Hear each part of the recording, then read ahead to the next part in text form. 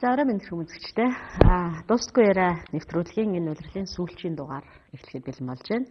За бидний өнөөдрийн ярих сэдв бол хараахан хурж амжаагүй байгаа сонгуультай холбоотой сэдв байх болно.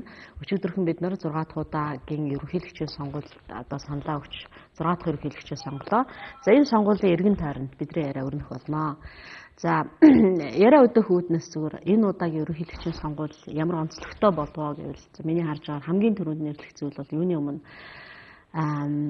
монголчууд өнгөрсөн 23 жилийн хугацаанд Монголын төр засаг бүх төвшөндөө нэг нам ирэх барьж ирсэн ийм тохиолдолд 2000 онд нэг байсан баг тийм 2001 он нэг оноос хойш. За ардын нам дангаараа засаг их хурл ерөнхийлөгч бүгдийг орж ирсэн. За гэхдээ энэ бололцоог бол төдийлөн сайн ашиглаж чадаагүй. За энэ боломжийг өнөөдөр ард түмэн арчилсан намд олгож байгаа. Тэгээд энэ бол Монголын ард түмний хувьд их ухаалаг сонголт хийсэн гэж ингэж бодож байгаа. За энэ бол давуу тал, энэ бол бололцоо. Монголын ард түмний энэ сонголтыг одоо бид хэрхэн үнэлэх ёстой? Яаж энэ давуу тал бололцоог одоо Монгол төрийн төлөө, Монгол улсын сайн сайхны төлөө ашиглах ёстой вэ гэдэг талаар ярилцах ёстой болов уу гэж ингэж бодож байна. Тэгээд юуны өмнө сонгуулиас төрсэн сэтгэлдээ бүгдээрээ эхлээд яриа гэж бодсон. Гарамгаа отгошноос хэлэх үү. За телевизэн зэгчдийнхээ нөрөн амар амгалан айлтгая. Тэгээд ерөнхийлөгчийн сонгуул миний бодлоор бол сайхан болж өнгөрлөө. Манай намаас нэр дэвшсэн одоогийн ерөнхийлөгч, одоо бас ерөнхийлөгч болсон. Цагаагийн хэлбэг дэрж бол ялт байгууллаа. Тэгэхээр арчилсан намын мөрийн хөтлөрвөл одоо бүрэн хэрэгжих юм боломжийг бид бүрдүүлж явлаа гэж ингэж ойлгож байгаа. Түрүүн өөрөө бас ярьлаа. Нэг намайг одоо бүх сонголтуудыг ард иргэд өгж байгаа нь бол бас учир утгатай гэж ингэж бодож байгаа. Өмнө нь бол бас өгж үзэж байсан. Одоо тэгтээ бас огт шин одоо ийм хүчинд өгж байгаа гэж ингэж би ойлгож байгаа. Тэгэхээр бол 16 он тул энэ хийсэн одоо энэ 16 оны хүртэл хийх ажилд нь үнэлэлт өгж байгаа гэж ингэж ойлгож байгаа. Ирээдүйн Монгол улсын хөгжил одоо бүтээн байгуулалтын чиглэлийн олон ажлыг хийх одоо олон санаачлаг гаргасан санаачлалуудаа хэрэгжүүлэх байх гэж ингэж өгж байгаа учраас ямар ч байсан нэг чиглэлд бүх саналаа өгье гэсэн юм чиглэл хэрэгсэн байхаа гэж ингэж бодож байгаа. Зүгээр иргэдэл сонгогчид бол одоо зөв сонголт хийсэн л гэж одоо би хэлмээр байна. За өдөрчтэй бас энэ өрөө мэндийг дэвшүүлье.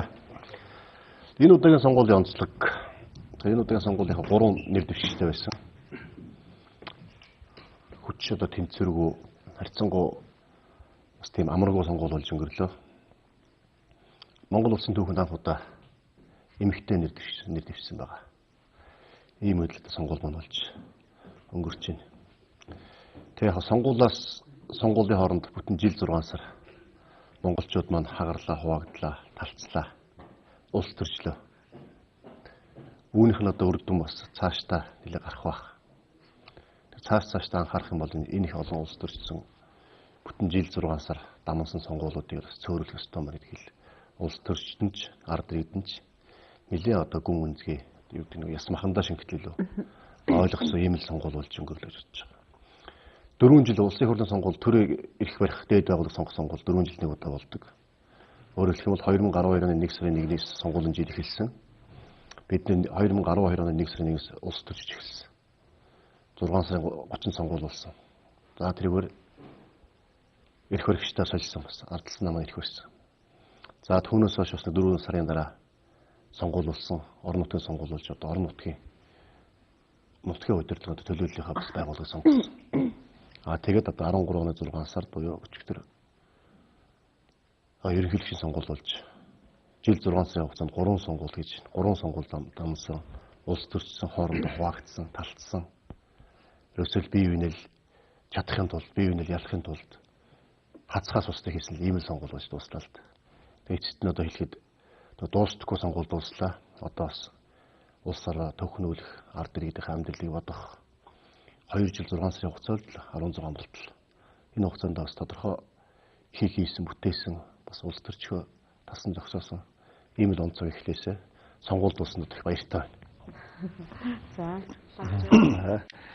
Энэ өдрийн мэндийг хүргэе. Юуны өмнө 25 телевизийн хамт олон маань дуустдаггүй энэ нэвтрүүлэг бол бидэнтэй хамтарч яагаад бараг 2 сар болчихлоо. Энэ бол энэ хамт олон нэр хөдөлмөрөөс учраас баярлалаа гэж хэлье. Сонгол бол би бол энэ сонгуулийн урьдчилан дүн бол өнөөдөр гарсан байгаа. Тэгээд манай үндсэн хууль зааснаар бол ерөнхийлөгчийн сонгуул бол 2 шатлалтай явагддаг. Сая энэ урьдчилан дүн хэлснээр бол сонгуулийн ерөнхий хооны тогтоол гарснараа энэ сонгуулийн эхний шатанд дуусч байгаа үндсэн хуулийн заасан. Хоёр дахь шат нь бол улсын их хурал дээр тогтоол очоод танилцагдаад ерөнхийлөгчийг батламжлсан хууль гардаг. Энэ хуулийг баталснараа ерөнхийлөгчийн сонгуул бол дуусгаруулж байгаа. Тийм учраас бол одоо бид өнөөдөрт бол урьдчилан дүн дээр бол яригдчихэж байна. Тэгээ өчтөрийн дүн гарахад бол манай иргэд маань бол нэг юмд бол маш их анхаарах хэрэгтэй болсон. Юу гэвэл иргэн болгоны санал бол асар чухал гэдэг юм аа.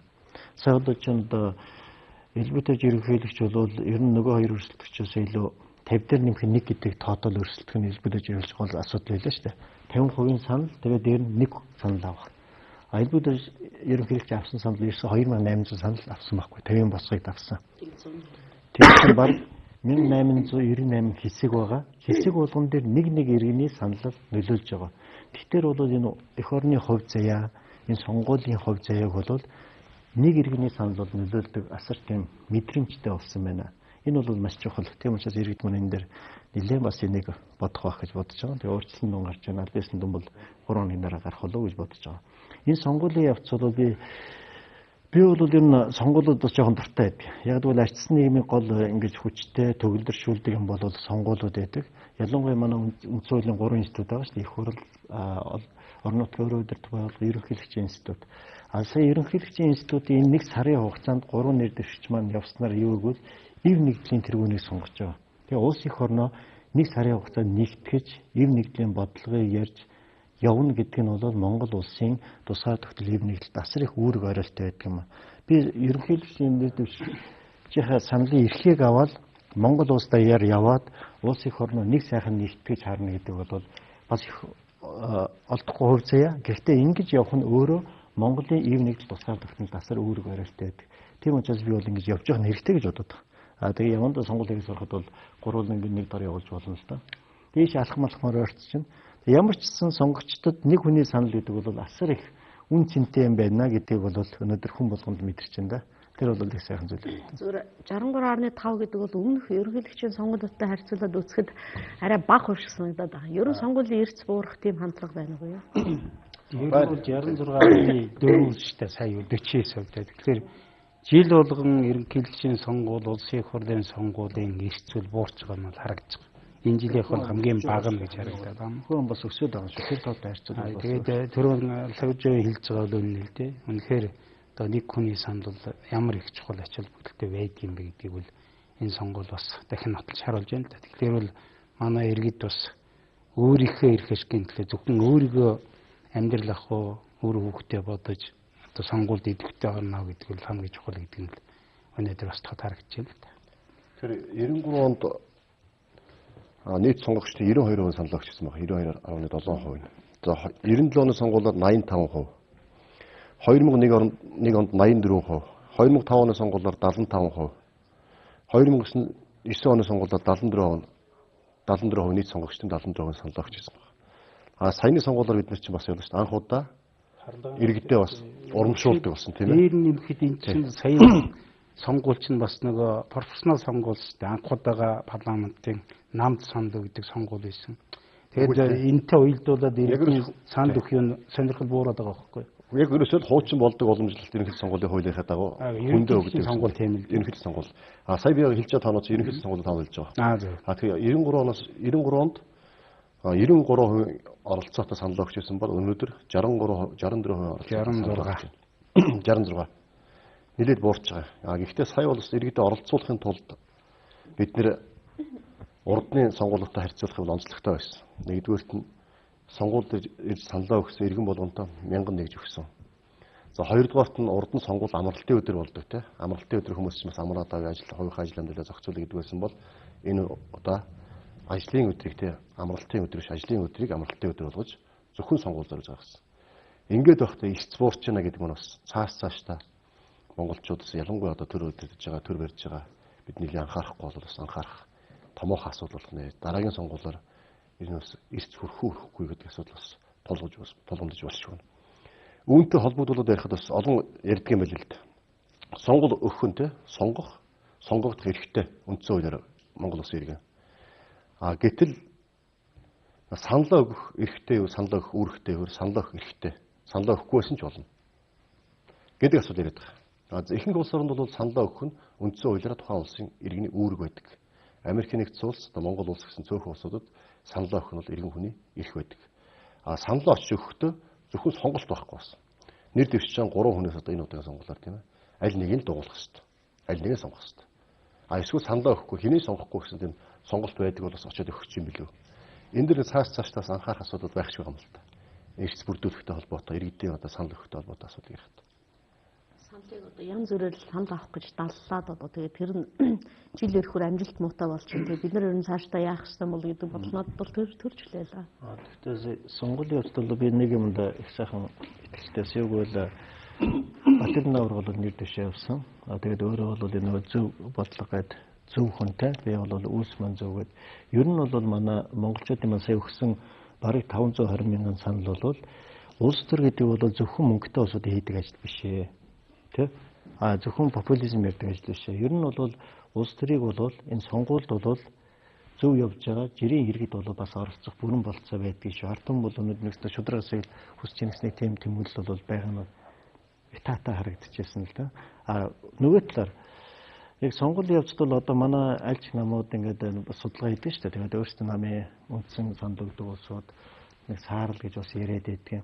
Гэтэл яг өнөөдөр амьдралыг улс төр эдийн засаг шийддэг нь нөгөө саарл гэдэг буюу баг нөгөө либерал улсуудын олонлог маш их болцсон юм байна. Хуучин бол одоо энэ альч намд хариалагдсан бол 5% лээс одоо анхны санал бол 2-3% биш. Одоо саяын сонгуулиар баг 35% хүрсэн байгаа байхгүй. Тэгэхээр бол альва нэг төрөөс ч юм уу, намаас ч юм уу те хамаарлаггүйгээр өөрсдөө бие дагаад авч явдаг улсууд маш их ихсэн байна. Би өөрөө улсаа одоо ярмгийн хэдэн айлаар орсолтой бүр нөө хэрэг болгож тэгсэн чинь тэр айлууд орох тэр ерөөсөө бие дагаад аваа явцсан улсууд. Ажил амьдрал нь чигдэрсэн, өөрөө ахуй амьдрал нь сайжирсан, ажил төрөлтэй бараг ийм бие даасан хүмүүсийн олонлог Монголд ихсэж байгаа нь цаагаар бол бас энэ арчил зах зээлийн бас нэг чухал үзүүлэлт байна гэж бодож байгаа. Тийм учраас бол аль ч нам нь бол одоо энэ хуучин бол саарл ихтэрээ ядуу мөнгө авдаг янз бүрийн нэг юм бүр өөрсдийн төвшингс доогуур юм яриад байдаг байсан шүү дээ. Одоо бол харин тэр саарл нь эсрэгээр манай эдийн засгч гол нөр үүрдэг, улс төрчсөн бас өөрсдийн бодлыг зөвөр илэрхийлэх тийм улсууд ихсэн бол их таатай үзүүлэлт өнөд харагдсан. Энэ бол бас давуу тал шүү дээ. Би зөв бодоод байгаа. Бид нар ингээд сонгуулийн тухай ярьж байна. Олонхын саналаар бид нар төр засгаа сонгож, их хурлаа, ерөнхийлөгчөө бүгдийг сонгож байна л да. Гэтэл зүгээр ингээд ажиллаад хахад саналаа өгч байгаа олонх иргэдийн маань тэр энэ саналдаа хандж байгаа мотивац өөрөө их юм. Заримдаа хэтэрхий энгийн те зүгээр тийм үндслэл муутай ч гэх юм уу те үндслэл нь эсвэл зүгээр тэр тэнд явж байгаа учраас ч юм уу эсвэл тэрний сурчлагыг нэг удаа харсан учраас ч юм уу те хэтэрхий тийм энгийн ингээд мотиватор олонх нэг саналаа өгдөг юм байна л да судалгаанаас харсан ч гэсэн.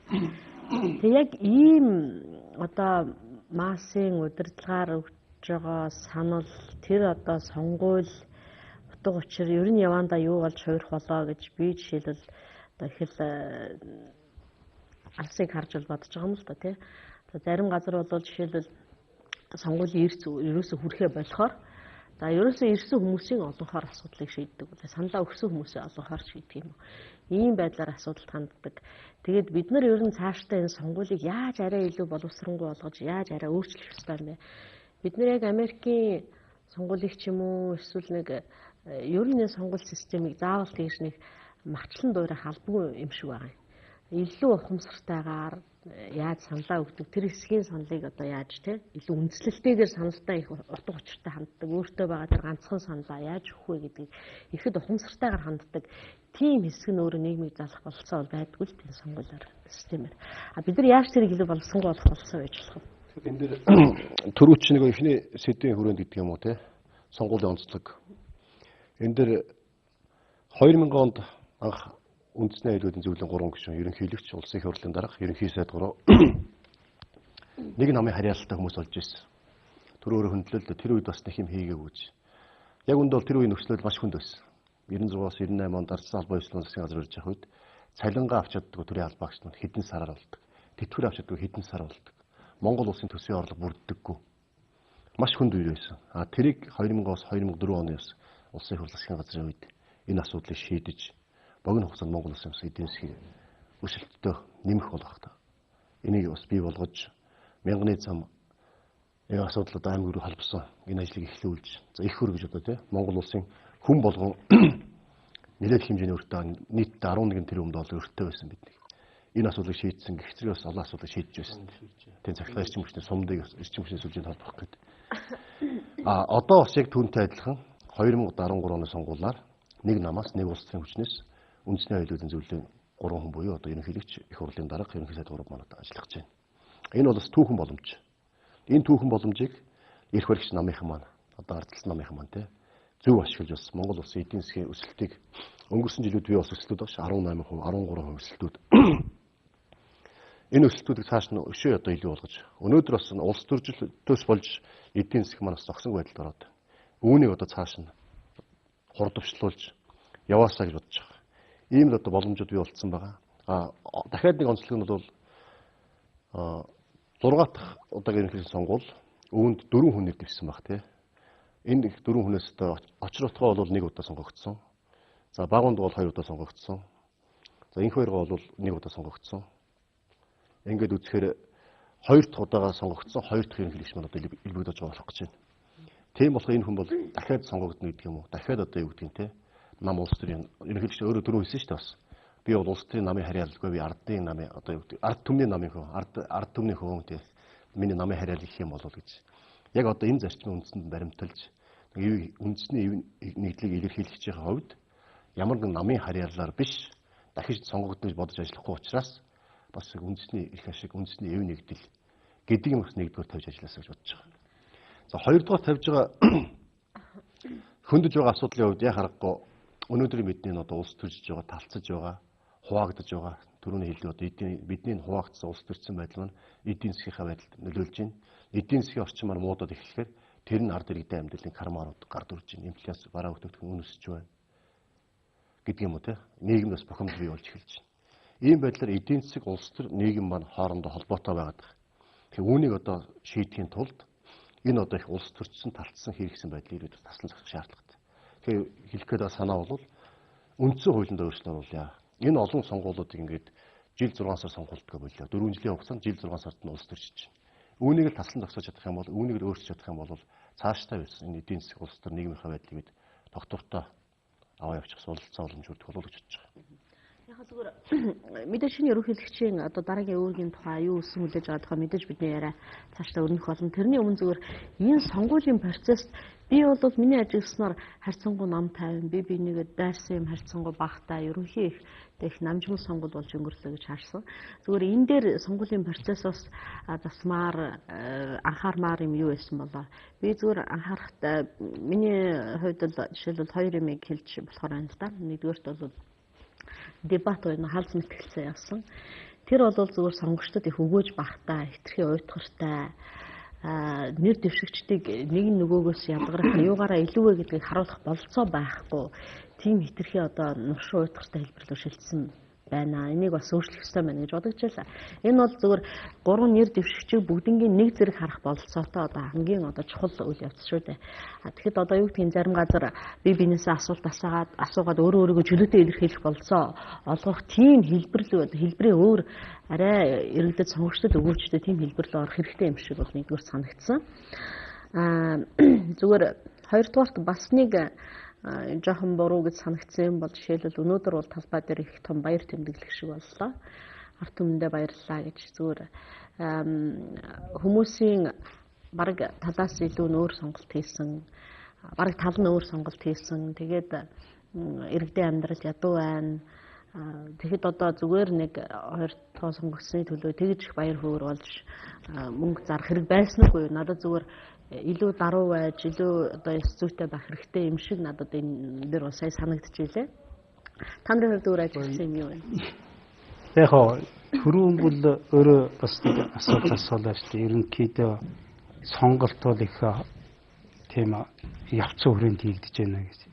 Тэгэхээр би лагжаа хэлж байгаатай санал нэг байна. Үнэхээр тэр хөвгч хэсэг буюу тэр альж намд хамаардаггүй хэсэг амьдрал ахуйгаа аваад явцдаг тийм одоо анги бий болцсон байна гэдэг нь үнэхээр дэвшил байхгүй. Энэ бол өшөө цаашаа өргөжих байх л. Тийм учраас бол энэ бол зөв хэлбэр. Тэр хүмүүс бол зөв одоо хөтлөөр хэрэгжүүлэх намыг л сонгох нь ойлгомжтой болчиход шүү дээ. Энэ бол бас нэг дэвшил. Би сонгуулийн хууль бол бас хуучнаас боловсронгуй болж байгаа л гэж ойлгож байна. Тэрнээс дордно гэсэн ойлгож байхгүй байна. Зүгээр өнөөдрийн тэр одоо юу гэдгийг 3 нэр дэвшигчийн халз мэтгэлцсэн бол өндөө Монголын үндэсний одоо телевизийн ажлын одоо ямар хэмжээнд ажилдгийг харуулсан хэлбэр шүү дээ. Тэрнээс бол нэр дэвшигчдэд бол нэг буруутгаад байх юм бол байхгүй байх гэж. Тэр улсууд одоо ямар сценар гэдэг юм уу, ямар зохион байгуулалт хийж байгаа нь бол бас тийм ойлгомжгүй. Яг өөрийн хэлж байгаа шиг чөлөөтэйгээр одоо биенийхээ ялгааг гаргах, биенийхээ хөтөлбөрүүдийг илүү тайлбарлах боломж олгосон бол бас магадгүй хүмүүст өөр сэтгэл төрүүлэх байсныг үүсэх арга байхгүй шүү дээ. Тэгэхээр тэр зохион байгуулж байгаа тэр хатуу хяналтан дотор гэдэг юм уу юу гэдэг биш олон нийтийн телевизийн хийж байгаа ажил учраас одоо төөрө гэдэг юм ямар нэгэн байдлаар оролцоод байхгүй байх гэж ингэж бодож байна. Тийм байв. Тэгэхээр мэдээж нэгэнт ялалт байгуулсан улсууд бол баяр тэмдэглэх нь бол эрдэв үзэгдэл шүү дээ. Энэ ч одоо аль ч оронд байдаг асуудал. Зүгээр манайхны нэг ярддаг яриа бол бас нэг тийм үгүйсгсэн эсвэл буруутгах гэсэн эсвэл муутгах гэсэн зорилгоор ярьдаг яриаг бол бид байнга яриад байх юм бол нөгөө л хагалцсан үргэлжлээд байгаа байхгүй. Би бол Бямцагт гишүүний төрөний хэлтгтэй санал нэг байна. Тэгэхээр сонгуул бол олон сонгуул нэг дор их удаан үргэлжлэхээр хүмүүс бол маш их залхаж байна. Эдийн засагт бас их чирэгдэл учирж байна. Тийм учраас бол хуулинд өөрчлөлт оруулж ийж сонгуулийг аль болохоор базах боломж байхыг үгүйсэх арга байхгүй. Хоёрдугаарт бол манай үндсэн хуулинд бол Монгол улсын ерөнхийлөгчид нэг удаа улирын сонгох юм хэрэгтэй. Тийм учраас бол ерөнхийдөө сайн ажилласан ерөнхийлөгчид 8 жил болох нь ойлгомжтой болчиход байгаа байхгүй. Тэгэхээр бол 8 жил болоод дараа нь тэр хүн бол улс төрийн одоо юунаас өөрчлөгдөж байгаа учраас бол одоо би илбэгдэрж ерөнхийлөгчийг бол ёстой ард түмний хүүшиг нам ялгахгүйгээр ажиллах байх гэж бодсон. Өөрөө ч тийм амлалт өгж байгаа. Тэр чинь амлснаа илүүлнэ гэж орж ирж байгаа Монгол улсын төлөө зүтгийг суурьад үн чинь араа арчаас намлууд арай хошуураад гэдэг юм уу янз бүрээр байхгүй байна. Арчаас намлууд харин сонгуулийн кампанид ажлын хүрээнд засаж сайжруулмаар бид нар цаашлаад жоохон арай өөрчлөлмөр сая улсын хөр маань бол асар том газар нутагт төхөн сэрэг. Тэгээд бас нэг хөдөө орон нутагт бол нүүдлийн соёл иргэншил тэнд бол соёл иргэншлэр амьдардаг. Тэгээд сая бол 34 хоногийн хугацаанд бол үнэхээр аягүй богинохон байна. Нэр дэвшигч бол нэг аймагт зүгээр аймгийн төв дээр өдөрт нэг онгоцоор очиод буцаал ирэхэл ерөөсө тэгэл 21 аймаг тэгээд энэ 9 дүүргээр бол явал нэг үзэгдэл өнгөрч байгаа байхгүй тий. Тэгээд biz бас л нөгөө энэ газар нутаг өөрийнхөө нүүдлийн онцлог энэсээ бас бодож хуулиа их нэг асуудал. Хоёрт нь бол сая бол бас л нөгөө бидний байнга хэлтгэлтэй энэ сонгуулийн ерөнхий ороо гэж нэг тийм нэг хараат бус байдлаа хадгалж чаддгүй нэг байгууллага бас л байдаг. Одоо сая бол өчтөр шууд нийт бас мэдгчээсэн л да. Одоо тэрхий ажиллагаа хамаагүй сонгуулийн ерөнхий орон дарга одоо чинь шөнө 1 цагт хийсэн мэдээлэлдээ чинь одоо нэг нэр дэвшигчийн саналыг 6,000-аар дутуу хэлж байгаа байхгүй. Тэгээд тэрнээс үүсээд нөгөө нэр дэвшигч нь нөгөө 50 дээр нэмэх нэг санал руу хүрэхгүй болчихсон гэсэн. Тэгэд өглөө болох тэр би их ядарсан байх шиг байлаа гэдэг. Тэгээд нэг хоёр юм гэх мэт л одоо энэ сонгуулийн ерөнхий ороо бол одоо чинь төр байгуулж байгаа хамгийн чухал байгууллага байхгүй. Альва нэг нам дарга зэрэгээс хараад бусаар маш их хэмсэг оршихуйтай байж хэний ч нөлөөнд автахгүйгээр те гарч байгаа дүнгэл хилдэг те тийм л байх байтал бол одоо чинь шүн дунд бол би тэгтээ тэрийг бол ойлгохдоо ягаад тэр 49% 50 хүрээгүй ягаад зарлаагүй юм бол гэдэг нь өөр их сонь асуудал байгаа байхгүй. Тэгээ өглөө болох тэр нөгөө нэг 6,000-ын санал нь наашаа гэл 17 хэсэгтээ дүн гараагүй. Тэгсэн чинь нэг хэсэг нь 300 км-ийн цаанаас машинаар өглөө шүн гарсан өглөө очиж нөгөө нэг диск өгнө гэдээ явсан гэдэг. Утас өгцөн. Энэ бол тэгээд гэх мэт бисийн сонгуулийн ерөнхий орооны хараат ус байдлыг бол маш хурдан авч үзэх юм бэл.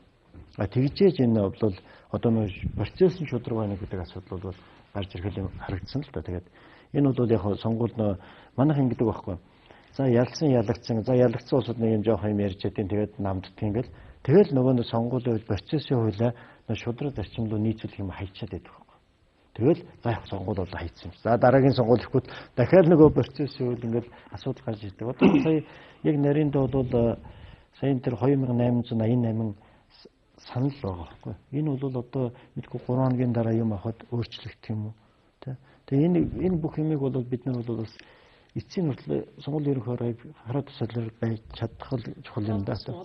Манайх ч одоо хоёулаа нэг 5 минут ярихаар хамаатан болчдөг юм л улс шүү дээ. 3 сая өрхгүй хүн амтай. Хожим бол ядам сүрэнгой байхад бол цаг агарын мэдээ муугаа нэг сараа бараг 2 өдрийн дараа дүн хилдэг нэг тийм өгшин байсан. А сая бол 300 км-ийн цаанаас уцаар өгчих юм чинь мотоциклээр явж байгаа өглөө гнөөгээд 17 сая сан. Иймэрхүү бол сонгуулийн хороо хараад тусвал гэдэг бол үнний талтай л да. Гэхдээ ганц сонгуулийн ерөнхий хороо биш шүү дээ. Аудитын байгууллагууд олон байгууллагууд байгаа. Гэхдээ үе үеийн дарганаар одоо ингээл содном цэрэн дарга тийм байсан гэж яриад ил өмнөхөн ингээл бүгдийг ярина шүү дээ. Бүгдээрээ л нэг учир дутагдал байсан. Тэгэхээр бол үндсэндээ системд нь байгаа байх л да. Тэгээ тэнийг сайжруулахын тулд үргэлжил одоо миний ойлгож байгаагаар бол Монгол улсын хууль тогтоомжууд багаар уушаа сайжирж л байна. Бид алдаа онон дээр суралцж байгаа шүү дээ. Үргэлжил суралцж байгаа. Тэрнээс бол ухарж байгаа үзэгдэл би харахгүй байна л да. Процессын хуулийн одоо бид дахин эргэж харах хэрэгтэй. Одоо ийм байгууллагын процессын хуулиуд байна шүү дээ. Одоо шудраг ус гэдэг бол хуулийн шудраг байх хэвээр, хууль хэрэгжиж байгаа процессын шудраг байх хэвээр. Энэ хоёр дээр шудраг ус нь үнэлэгдэж шүү дээ. Тэгээд тэр юм бол хийх нь одоо манай их хурлын гишүүдийн л одоо лавж зөвлөхийн ярьж байгаа асуудал дээр өнөө өглөө бас маш эвгүй байдал бий болох шахсан. Энэ бол юунаас болсон гэхээр сонгуулийн ерөнхий хорооны даргын өөрийнх нь одоо алдаатай мэдээлэлээс болсон. Өнгөрсөн шөнө хэдэн цаг байдлаас чинь их 1:30-д сая 224,941 хүчиндээ санал өгснөөс Элбэг доржин төлөө 614,964 санал, Бат Эрдэнийн төлөө 514,375 санал өгсөн гэж мэдэгдчихэд түүнээс хойш тийм үү цагийн дараа 2 цаг 52 минутанд мэдээлэл хийхдээ Элбэг доржин төлөө 620,000 бол 6,000-аар нэмэгдлээ. Бат Эрдэнийн төлөө өгсөн санал 512,209 болж буурсан байгаа. Цаг 30 минутын дараа мэдээлэл хийх дуулан санал нь нэмэгдэх ёстой байдал чинь бууруулсан. Тэгээд энэ яасан бэ гэдэг энэ нөгөө санал чинь сая түрүү ихтэй хэлсэн шүү дээ 2800 саналын асуудал. 50 дээр нэмэх нэг болох хэвд 2800 санал гэж. Гэтэл энэ чинь нөгөө түүний засаг санал. Тэгээ бид хардах хэрэгтэй. Бидэнд мэдээлэл сонгуулийн ерөнхий хороо мэдээлэл нээлттэй биш, ил тод биш. Сонгуулийн ерөнхий хороо маань хараат байдлаар ажиллаж байгаа учраас бид хардж байгаа байхгүй. Ерөөсөө энэ сонгуулийн дүнг нөхдөөд өөрчилж байгаа юм байна. Нэг хүнийх навсан саналаас хасаад нөгөөдөлтөд нэмж байгаа юм байна гэдэг хардлага бий болсон. Энийг харин бас харилцсан одоо улс төрийн намууд бас сонгуулийн ерөнхий хороотой харилцсан одоо ярьж ээж ил тод болгож сонгуулийн ерөнхий хорооны дарга маань алдаатай мэдээлэл хийжээ 518,000 гэж хэлэх ёстой юм би 512,000 зарлагдсан юм байна. Өвөнд одоо асуудал байсан юм байна гэдэг хүлээн зөвшөөрсөн. Ингэжж өнөөдөр 11 цаг үед Монгол Ардын намаас нийт ирсэн одоо нийт дэвш Бат Эрдэнэ маань хөл сонгуулийн одоо дүнг хүлээн зөвшөөрч за сонгуул шудраг боллоо санал хүсье гэж бид ингэсэн баг. Ийм байдлаар цаашдаа сонгуулийн ерөнхий хороо сонгуулийг зохион байгуулж байгаа.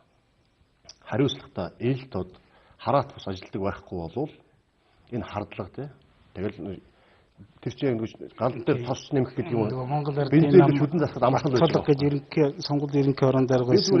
Дараа нь дэвшүүлж ийсэн шиг юм хийхгүй байх л да. Тэгээ алдаа гарсан бол хариуцлага хүлээх байх л да. Тэрээс дэвшүүлээд явуулдаг арга биш шүү дээ. Нөгөө улс төрсэн байдлаар хардсан байдлаар хийх асуудал хандсан болвол бас дахиад одоо нэлээд нийгэмд эвгүй байдал бий болохоор тийм байгаа. Тийм болохоор цаашдаа хараат бус ил тод байх. Хүнд ил тод мэдээлэл. Хэрэг шудраг асуудал байж байгаа бол ил тод байдгүй байна. Энэ дээр бол бас нэг телевизийг хэлэх хэрэгтэй. Eagle телевиз бол жишээ 1 цаг 30 минутад тэр бол телевиз бол мэдээлэл өгөх нь бол өөрөөх нь ирэх хэрэгтэй. Тэгэхэд бол хавтгай хэлж гэсэн мэдээлэл өгöd дараа нь яг нэг асуудал гараад ирэхэд би Eagle жаргалмаар хэлсэн байхгүй. Уучлаарай та нөө сонгуулийн урьдчилан дуун гараагүй байна те. Наа чин бол 2000 саналын зөрүүний асуудал байна шүү. Та нөө 50 дээр нэмэх нэг гэдэг саналаар энэ сонгуулийн гол асуудал явагдана гэхэд дараа нь бол тэр мэдээлэл зарим алга болсон л да. Гэтэ энэ дэр бол аливаа нэгэн хэвлэл мэдээлч гэсэн аливаа нийгэмд болж байгаа процессыг тайлбарлахдаа бодит үнээр л хэлэх хэрэгтэй байна. Түүнээс аль нэгэн талд яваад юм уу ингээл нэг талыг давалгаалуулаад явах юм бол нөгөө нэг 7 сарын 1 бол бараг тийм их юмтай их төстэй болсон шүү дээ. Тийм учраас бид энэ нийгмийнхаа үнэт зүйлийг бүгдээрээ хайрлах хэрэгтэй байхгүй. Тэгээс нэг юм болоод бужигнал бүгдийг талаар нэг тарааж хийчихэл тэгээд дараа нь шудрагны яриад нэг нь шорон нэг нь нөгөөдгийг явуулдаг хэвчээ. Тийм учраас бол хэвлэл мэдээлэл. Түрүүн тэр дебет асууж ясна үндсэн телевизийн асуудал гэдэг. Энэ бол би өмнө нь хэлж байсан. Заавал тэр үндсэн телевиз хэрвээ тэр мэтгэлцээ хаалцсан ярилцлага явуулагчвал энэ чадахгүй байгуулга юм байл шүү дээ. Яг л Баярцогт Ганбаатар 2 11 сард мэтгэлцсэн шүү дээ. Тэрийг ерөөсөө явуулж чадаагүй байхгүй. Тэр мэтгэлцэнийг. Гэхдээ наад телевиз чинь өөрөө тэр жанрыг хийдэггүй юм шиг байна шүү дээ. Тэгвэл телевизийн дунд зүгээр тендер зарлаач. Тэр чинь адилхан шүү дээ. Бас хин үзэгчээ нэмхийг бодож байгаа. Сэтгүүлчнэр бас тэр нийгэмд болж байгаа процессыг ашиглаж өөрсдөө бас гарч ирэхийг бодож байгаа. Тэгэхэд тэд нарт ямар ч сонголт өгөөгүй байхгүй. Тэгтэл нөгөө нэг уйлаг болсон нэг газар нөгөө нэг би бол ярилцлагын гадны нөхдүүд хэлж байгаа. Манай энэ дебетийг энэ удаадаа битгий гадны хүмүүст үзүүлээрэй. Наач оногоо болно шүү. Бараг нөө аахад тэнцэн шиг юм болчих байгаа байхгүй. Тэгээ эн чинь бид нар бас энэ мэдээлэл энэ чөлөөтэй болсон үед Монголын нүүр царайс гадагшаа бол хүн болгонд харж байгаа шүү дээ. Яг Монголын ерөнхийс нэр дэвч яаж өрсөлдөх юм? Яаж дебет хийдэг гэсэн чинь бүгдөө цомцоогоо зогссон. Чийдсэн ч юм уу юм яриад нэг нь юм уншаад гурван хүмүүс уулнууд гуруулаа тий бас улс төр тодорхой хэмжээнд ажиллаад амьдэрсэн туршлагатай, мэдлэгтэй, боловсралтай хүмүүс. А гэтэл зохион байгуулж байгаа тэр зохион байгуулалтаас нь хараад энэ арайч ийм хүмүүс Монгол улсын нэр дэвшиж байгаа юм гэдэг тийм иргэдийн сонгогчдын үнэхээр урмыг хугалсан тийм зохион байгуулсан л та. Тэн дээр бол яа харахгүй. Цааш үндэсний олон нийтийн телевиз маань үнэхээр бас өөрсдийнхээ бодлого үйл ажиллагаа зохион байгуулалтаа анхаарахгүй бол эцэст нь ингээд хүнийг аль ч талаас нь харуулж болно те. Гэрэлтэй талаас нь харуул гэрэлтэй хөөрхөн харагдана. Жохон сүудэртэй талаас нь харуул сүудэртэй харагдана. Яг мэтгэлцээ бол мэтгэлцээ мэс зүгээр нэг асуулт хариултын асуудаг, хариулдаг. Хит ерөөсөө 3 минут гарах болцоог байсан тийм. За за юу яа хэдүүлээ шинэ ерөнхийлөгчөөс өсөн хүлээж байгаа зүйл дараагийн арга хэмжээ ер нь Монголын улс төр цаашдаа явах ёстой гэдэг сэдвэрөө хэсэг хугацааны рекламны дараа орцгоё гэж бодож байна.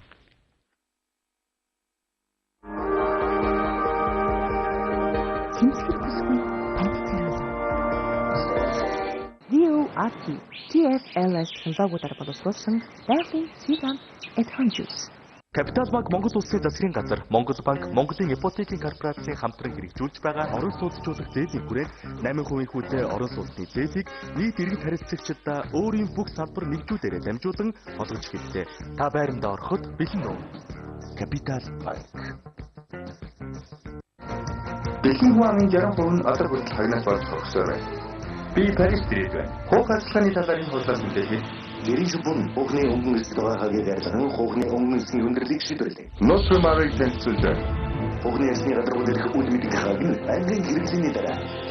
Нэгдүгээр банк хэрэгснээр нэг цаггүй хоёрдугаар асуудал бүрэн үсний арьжна. Энэ бол хүүхний бүхэл хүндрлийн төсгөл. Шинэ хүүхний гүн тийчээс. Өгчий гадуу шавнэр маань манайхаар англи хэлээр даавар хүмүүстийн тухай нэгтэй эдгээр ингэж өөрөнтэй юм бол самтдээ бүгдийг хэлдэг. Я хамгийн чанартай удаагийн зүйлээ хэрэг даач тэнхүү хийстгийг одоо шинэ сонголт хамсгын хэлбэрээс авсан байна. Энэ чинь одоо нэг чиглэлээ аргагүй нэг эднэрийн гарын ажлыг даагаад байсан.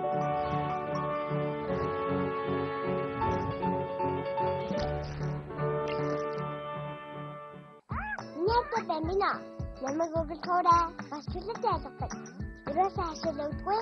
Зөвхөн бас нэмгэн хөвгөд хайртай бэмина.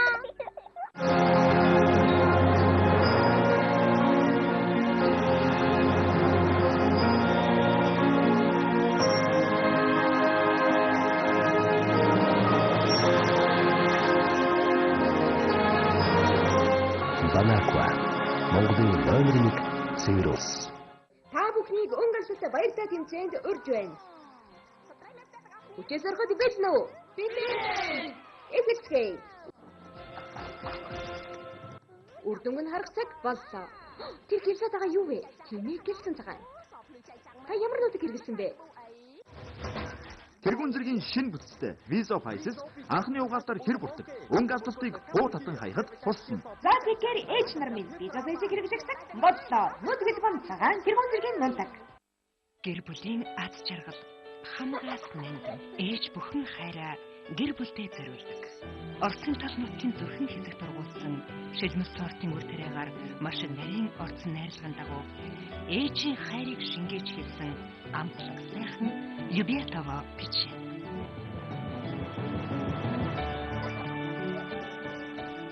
Яг л гэртээ хийх юм шиг амттай. Орц нутгийн шин.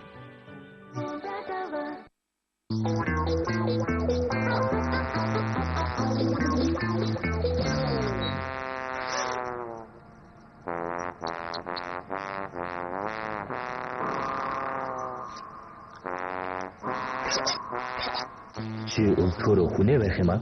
Хүүбэкс, Snickers.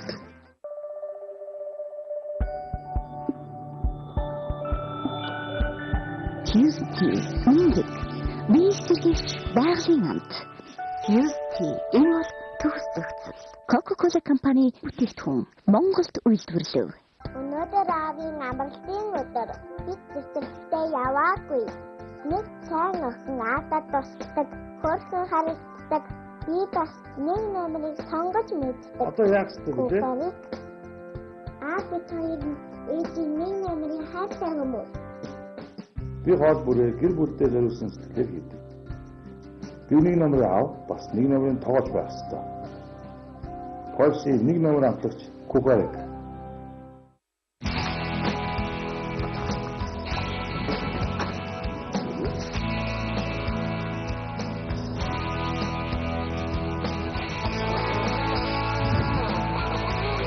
Банаква, Монголын номер 1 Сиркус. Байгалийн кальцифторыг хамгийн зохимжтой хэмжээгээр агуулсан VIP байгалийн эрдэс тус. Монгол 16 бүтэцтэй чанараа баталсан бүлээ бүтэд Герман техникийн хүний бие хургүй байгалийн зүйл бүтээгдэхүүн чандууны хатаа сайн чанарын гангаар хэлсэн чанарын шаардлагаасан 16 мм-ээс 200 мм Жавлуун Америктэй хамтарсан барилгын дотор болон гадны хааны ухаадаг юм уу чүлээ замаас цэцэр туяатай чанартай чүлээ электродын энжин үйлдвэрийн 420 421 ураас 4 метрийн электродыг үйлдвэрийн үнэ чүлээгийн администрэ борлуулагч Рэвтийн саншин барилгын захын Тигнан Тигтиг 2 дугаар дэлгүүр утас Тигнан дадис 732 Улаанбаатар хотын салбар 99-2054 88 Тигтиг 2276 чүлээ брэнд.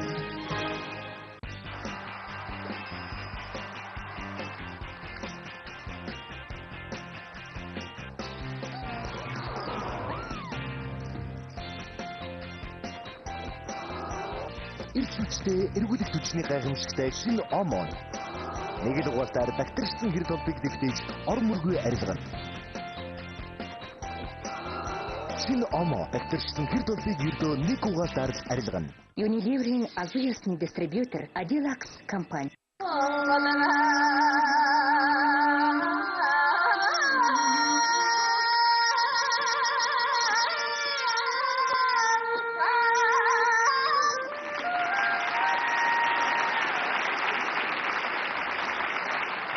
Банаква, Монголын номер 1 Сиркус. Өгчүүд залуу шавнэр маань манайхаар байнга бэлдсэн гаавар хүмүүстээ тухай нэгтэй эдгээр нэг зөвлөлтөй юм бол самтдээ бүгдийг хэлдэг.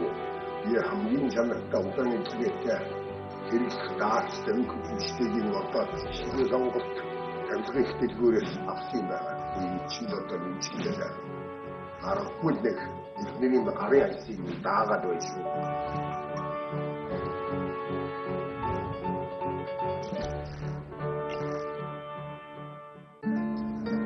Сонсооч.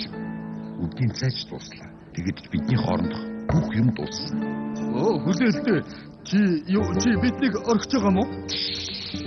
Бидний хүндрүүл. Тэгвэл би явахгүй дээ. Монголын үлдэгдэлд баяртай гэж хэлье. Энэ шүдний төлөө бид орбит цайжал. Цэмцгэр бүсгүй танд зориулсан. DORT TFLS хэмжээгүүдээр боловсруулсан байгалийн Сиван Эдхон жуус.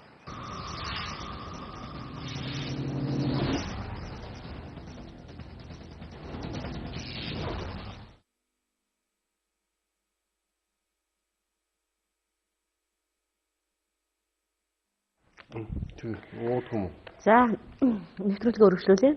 За одоо бид нар шинэ ерөнхийлөгчөөс ер нь ямар өөрчлөлт, юу өрсөн хүлээж байгаа. Монголын ард түмэн яагаад ийм сонголт хийх болов?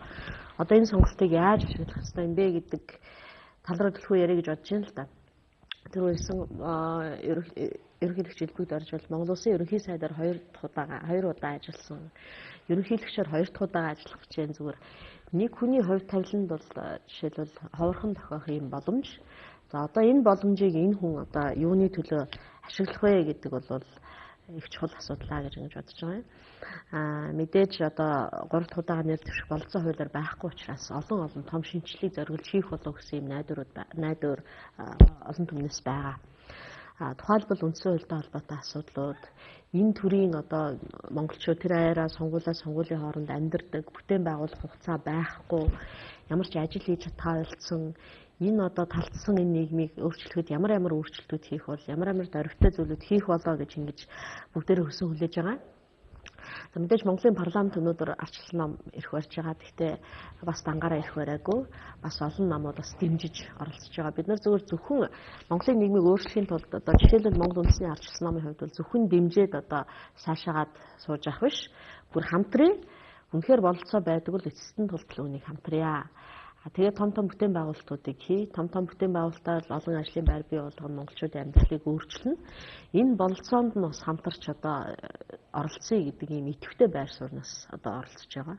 За би ялангуяа жишээлбэл сөрөг хүчнийг ч гэсэн Монгол Ардын намыг ч гэсэн одоо ийм байр сууриас бид нар бүгдээрээ нэг Монголын эрх ашигын төлөө нэгдэж одоо энэ нэг нам одоо бүх төвшөнд ирэх барьж байгаа энэ бололцоог ашиглаж бүгдээрээ юу хийж болох вэ? Энэ удаагийн парламентын үүрэг юу авах вэ гэдэг талаас нь илүү идэвхтэй хамтарч ажиллах болов гэж бодож байгаа. Ингээд бүгдээрээ шинэ ерөнхийлөгчөөс ямар идэвхтэй үйл ажиллагаа, ямар томоохон шинжилт, өөрчлөлт хүсэж байгаа вэ гэдэг талаар ярилцсан ямар вэ? За. Яг шинэ ерөнхийлөгч бол өөрийнхөө мөрийн хөтлөлтөд хамгийн түрүүн одоо хэрэгжүүлэх асуудал бол боловсролд анхаарсан байгаа шүү дээ. Тэгэхээр бол одоо дэлхийн шилдэг 100 сургуульд өөрийнхөө чадлаар илжсэн хүүхдүүдийн одоо сургалтын зардлуудыг төрөөс даадаг юм болъё гэсэн санааг дэвшүүлсэн нь бол Монгол улсад бол нэг хэрэгтэй тийм чадварлаг залуу боловс хүчнүүдийг бол олон орнд бэлтгэх юм зорилт тавьсан гэж ингэж ойлгож байна. Хоёрдугаарт бол өнөөдөр бас тэр талбай дээр хэлсэн үг нь байна. Улаанбаатар хотын асуудал хамгийн наазах нь бол Улаанбаатар хотын энэ автомашины бөглөрөл утаа, тэгэл тэр метроны асуудал, одоо Олимпик Монголд хийгээд гэх мэтийн энэ хөтөлбөрүүд л үндсэндээ одоо хэрэгжүүлнэ гэж ингэж хүлээж байгаа. Зүгээр ил тод байгаа. Дээр нь оюу толгойн асуудал байна, төмөр замын асуудал байна. За таван толгойн асуудал, гэх мэтийн асуудлууд бол томоохон хөндүүлбэрийн асуудлуудыг шийдэх болов гэж би найдаж байгаа.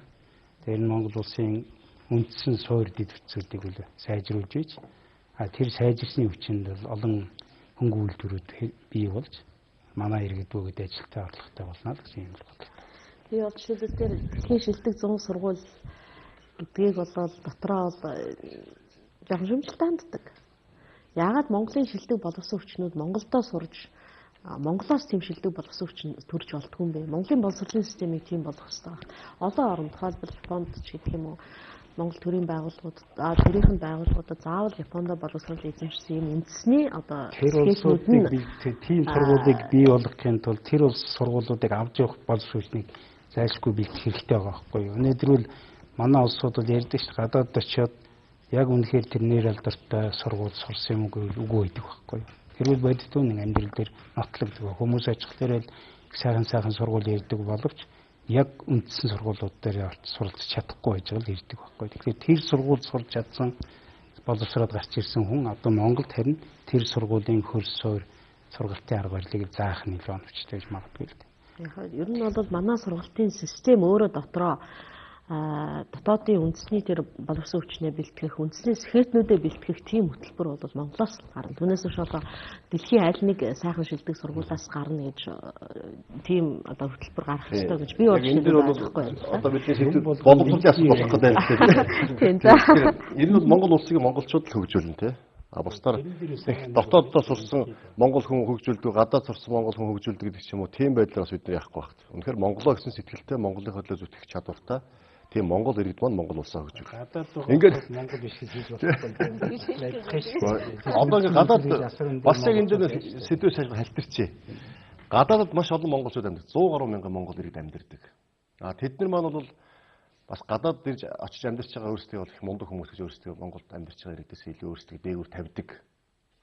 Биднийг очиод ингээд уулзах гэсэн. Та нар яаж Монголд амьдарч байна? Ямар хэцүү байна одоо тий яаж ядарч зүдэрч чинь бид энэ сайхан байна гэж ирдэг. Монголдо яваад очиж Монголдо очихгүй гэдэг. Тэгсэн мөртлөө Монгол болохгүй, Монгол өтөхгүй, Монгол муухай байна гэж шүүмжлээ суугаад байдаг. Үнэхээр тийм санаа тавьдаг, үнэхээр хэцүү байд юм бол Монголдо яж ажиллаач, Монголдо яж амьдраач. Дээрээс нь саяны сонгуулиар тий өнгөрсөн улсын их хурлын сонгуулиар гадаад байгаа 100 гаруй мянган иргэдээс 4,000 хүн саналаа өгсөн бол саяны сонгуулиар 6,000 болж нэмэгдлээ. 6,000. 100 мянган иргэн гадаад амьдарч байгаа. Тэд нар бол Монгол улсын хадал маш их санаа зовдөг гэж ярьдаг. Монголчуудынхаа төр удирж байгаа манусээс ахвал шүүмжилдэг мөртлөө өөрсдөө тийм Монголдо хайртай их орончийн болвол эхний ээлжинд саналаа өгч Монголынхаа төлөө. Хоёр дахь ээлжинд өгдөг Монголдо яж ажиллаж амьдарч тэр их мэддэг чаддаг юм а Монголдо яж Монгол улсын хөгжлөнд зориулаасаа гэж хүсэж байгаа. За шинэ ерөнхийлөгчөөс юу хүсэх вэ гэж. Юуны урд одоо ерөөсөө Монгол улсыг урт хугацаанд хөгжүүлэх хөгжлийн тодорхой тогтвортой зам бодлоготой болгоно. Монгол төрийн. Бид нэг нам ялахаараа өөрийн гэсний бодлого гаргаж мөрийн хөтөлбөр дэвшүүлдэг. Өмнөх засгийн газрынхаа өмнөх намынхаа явуулсан бодлогыг бүгдийг таслан зогсоодог. Одоо ингээд өнгөрсөн 2008-аас 2012 оны хугацаанд хамтарсан засгийн газар ажиллаж байсан. Энэ үедээ хүний хөл сангаас иргэн бүртээ 21 мянга өгч байсан. Олон асуудлыг шийдэж явж байсан. Бүгд байхгүй болсон. Одоо бид шинэ ялсан учраас өөр бодлого явуулна. Ийм байдлаар ингээд өмнөхөө өгүүлсэн байдлаар бодлого маань урт хугацааны тасралтгүй тодорхой тогтвортой үргэлжилдэг биш. Ийм байдлаасаа болоод Монгол улс маань сүүлийн 20 жил доороо л хэрэг явж байна. 20 жил бидний гадныхны зөвлөгөө авсан. Монгол улсаа яаж хөгжүүлэх вэ? Гадны Азийн хөгжлийн банк, Дэлхийн банк, олон улсын валютын сан гэл бидний зөвлөж байгаа дээрээс нь хандив нэртэй хандив өгчин, дээрээс нь зул тусламж өгчин, дээрээс нь хөнгөлөлтөө зээл өгдөг. Эргүүлээд буцаага бүгд хамаа явчихдаг.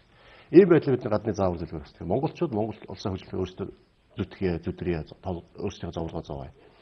Хоёрдугаарт монголчууд нь Монгол улсыг хөгжүүлэх урт хугацааны тогтвортой бодлоготой болно. 2004 онд л хэдэн онд лавж зөвлөх.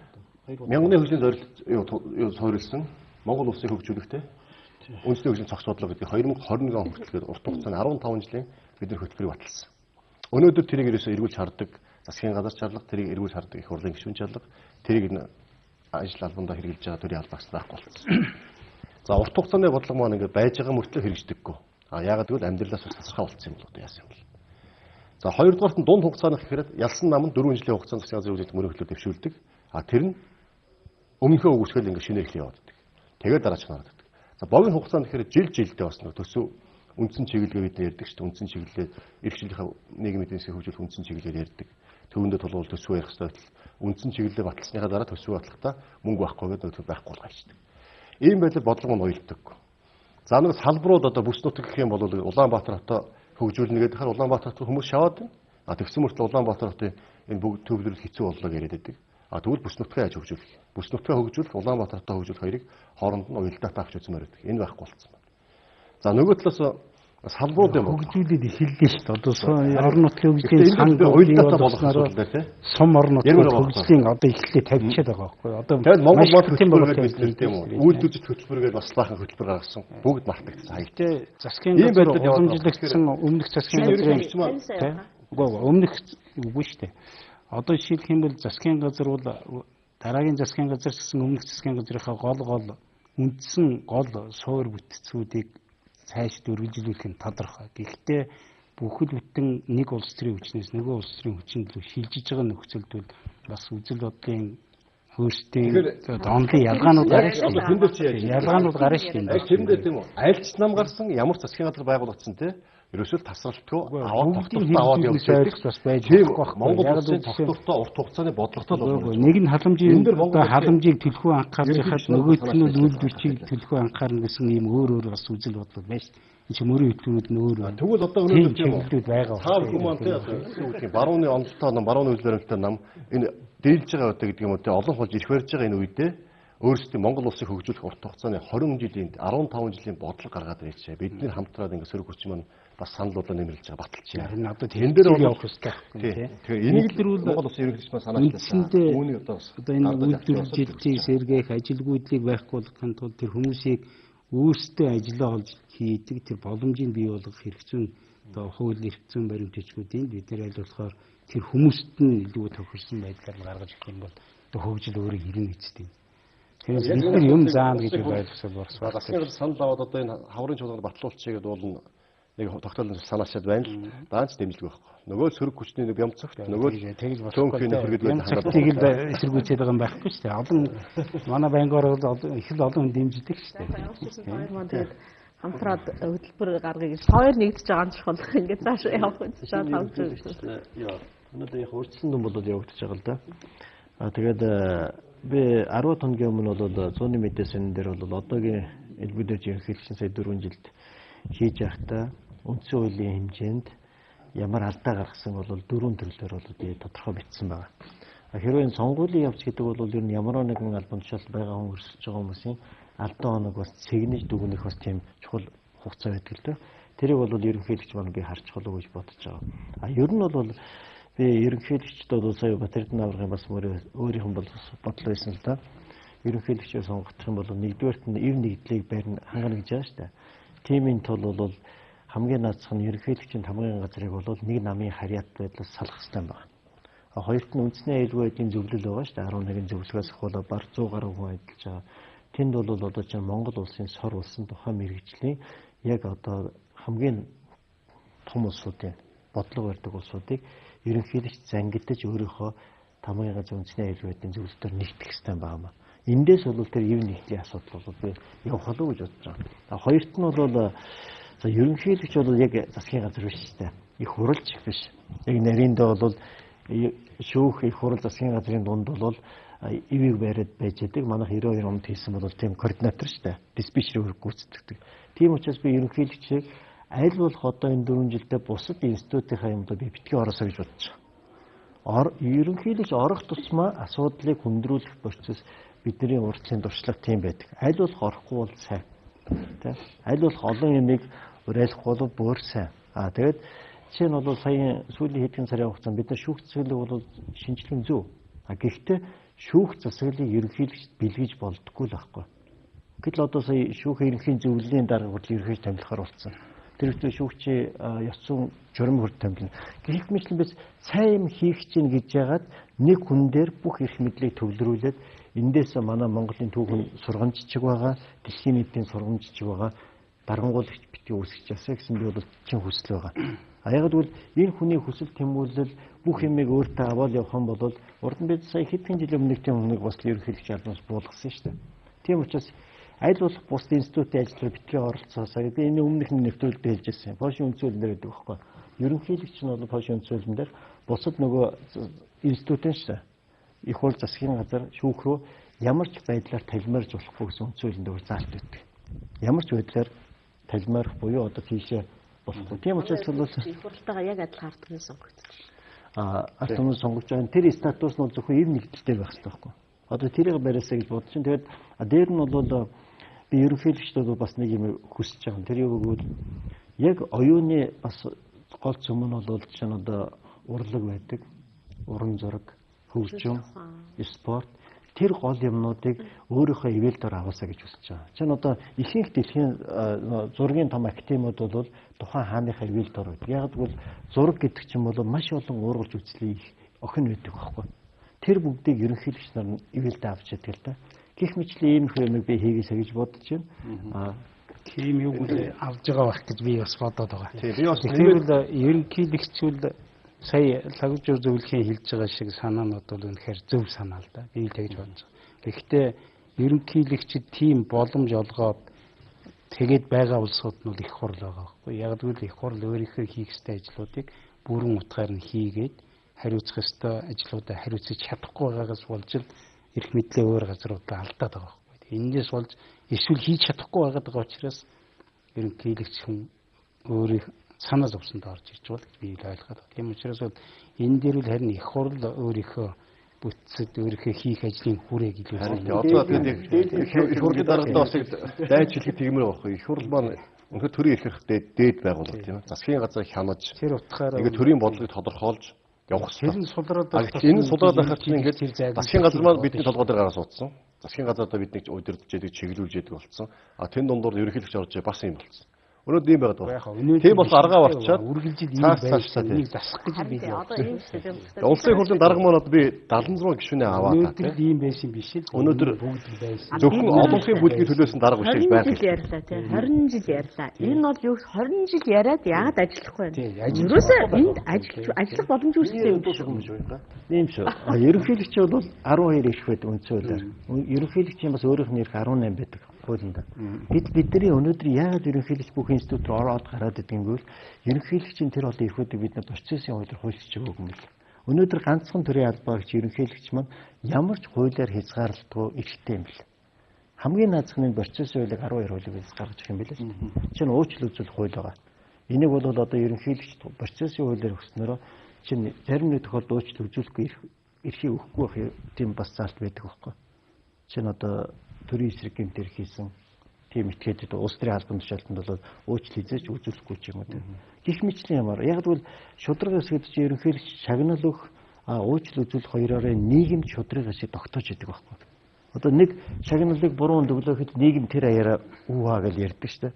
Энд чинь нийгмийн өөрөө шудраг басны үнэлэмжийг яль шийтгэл хоёроо явал бас их хэцүү албалдаа тэгээд тэр болгон дээр бодож байгаа гэдэг. Хэрэгчийг өөрөө авах гэж аваад байгаа юм биш байх л да. Би юу гэж бид 92 онд айгүй тайлбар өгөх. Тэгэхээр 92 оны үндсэн хуулиуд тэгээд орчод байна л да тий. Үндсэн хууль. Сая би оюунгаа ус яалаа шүү дээ. Рекламны дараа өрөөсөд тэхүү байна. За.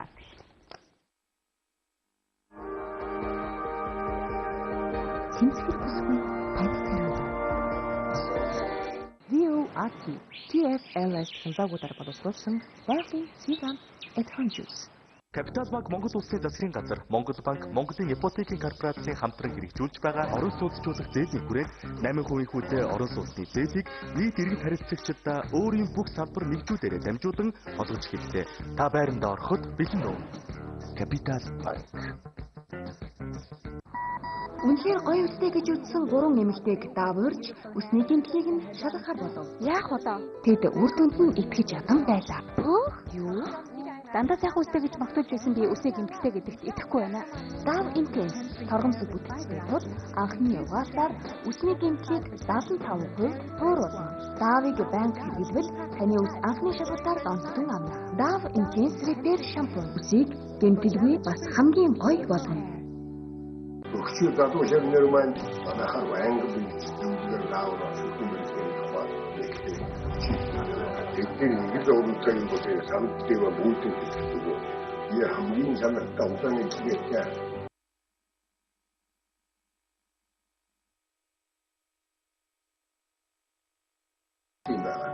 чиндотор чиндээ арахгүй нэг эднэрийн гарын альсыг даагаад байж шүү.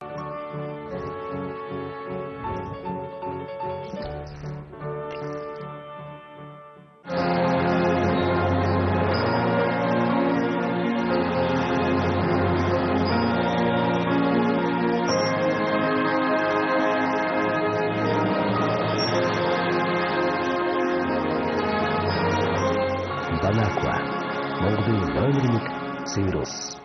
Та бүхнийг өнгөлсөлтөд баяртай тэмцээнд урьж байна. Хүчээр зорход бэлэн үү?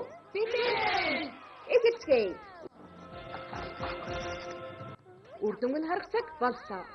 Тэр гэлсээд байгаа юу вэ? Хинээ гэлсэн цагаан. Та ямар нутаг хэрэгсэн бэ? Тэргүүн зэргийн шин бүтцтэй Visa Faces анхны угаасаар хэр бүртэг өнгө авталтыг хуу татан хаяхад туссан. За тэгэхээр ээж нар минь Visa Faces хэрэглэсэн бодлоо. Нүтгэж бан цагаан тэргүүн зэргийн нундаг. Гэр бүлийн аз жаргал хамгаас нандин ээж бүхэн хайраа гэр бүлдээ зориулдаг. Орсын тал нутгийн зөвхөн хэсэг тургуулсан шилмэс сортын үр тариагаар маш нарийн орцсон найрлагын дагуу ээжийн хайрыг шингээж хэлсэн амтлаг сайхан Юбиатова бичээ.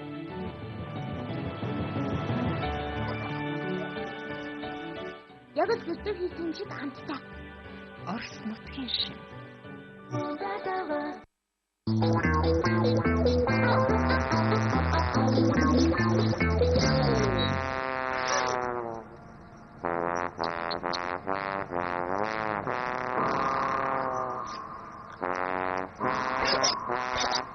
Чи өнөхөр хүнээ барих юм аа?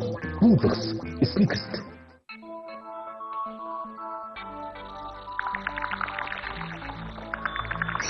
Tea. Это синтез байгалийн амт. Tea энэ бол төгс зохицол. Coca-Cola компани бүтээгдэхүүн Монголд үйлдвэрлэв. Гэр бүлийн маань халуун дулаан бүхэн бүсгүйчүүд бидний энгийн сонгостоос хамаардаг. Бидний халамжийг илэрхийлэх Польшийн тансаг зэрэглэлийн бүтээгдэхүүн Brovnik.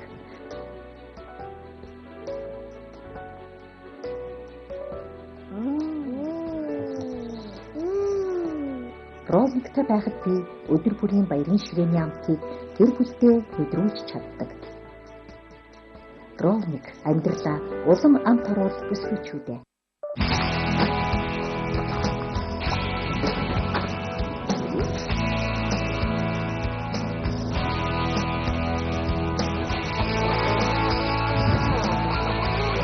Балаква Монголын номер 1 цэвэр ус.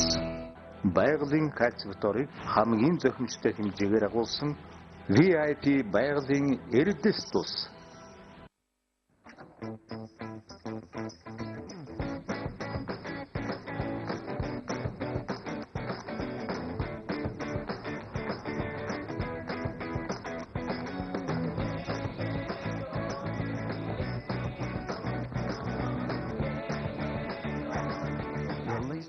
Ливдэн цааны шинэхэн амтыг мэдэр.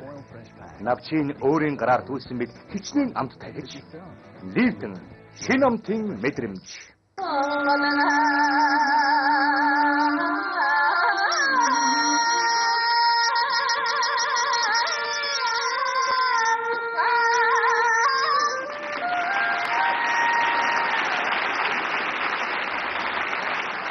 Балаква Монголын номер 1 цэвэр ус. Өгчүү залуу шавнэр маань манайхаар байнга бэлтгэл гаавар хүмүүстээ тухай нэгтэй. Эдгээр нэг зөвлөлтөй юм бол самтдээ бүгд хэлдэг. Я хамгийн чанартай удааны зүйлээ хэрэг даацсан хүмүүсийн одоо шинэ сонголт амьсгал хэлбэрээс авсан байна. Энэ чинь одоо нэг зүйлээ аргагүй нэг бидний гарын ажлыг даагаад байсан.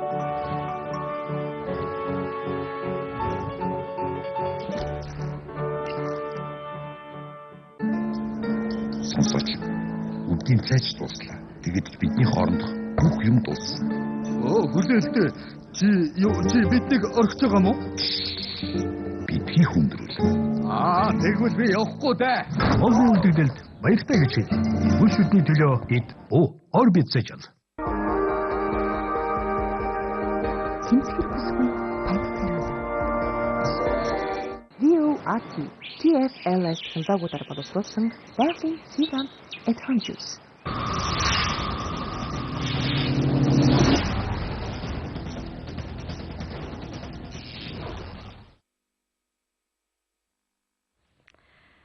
За нэвтрүүлэгт бас 20 минут үлдэж байна. Энэ хугацаанд зүгээр одоо шинэ ерөнхийлөгч ямар одоо томоохон өөрчлөлт хийгээсэй гэж хүсэж байгаа гэсэн төрөн сэдвээр өргөжлөж яриа л да. Би бол зүгээр илүү үндэснийхээ бодлогыг барьж ажилласаа, үндэснийхээ онцлог тохирсон илүү одоо үндэсний бодлого явуулаасаа гэж хүсэж байгаа юм. Зүгээр сая түрүүний нэг дебат дээр бол ямар ч тийм бодлого яриаггүй л дээ. Эдгээр бүгдээрээ бол яаж санал цуглуулах уу гэдэг талаар бол бүгдээрээ их анхаарах шиг болсон.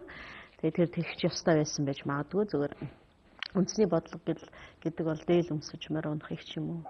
Энэ хэлбэрт асуудал бол биш. Зүгээр Монгол үндэстэн өөрөө цаашаа явахын тулд 1 2 3 сая хүнээ яаж цаашаа авч явах вэ? Яаж ажлын байртай болгохын? Яаж хөрөнгө босгохын, уулуурхаагаа яахын?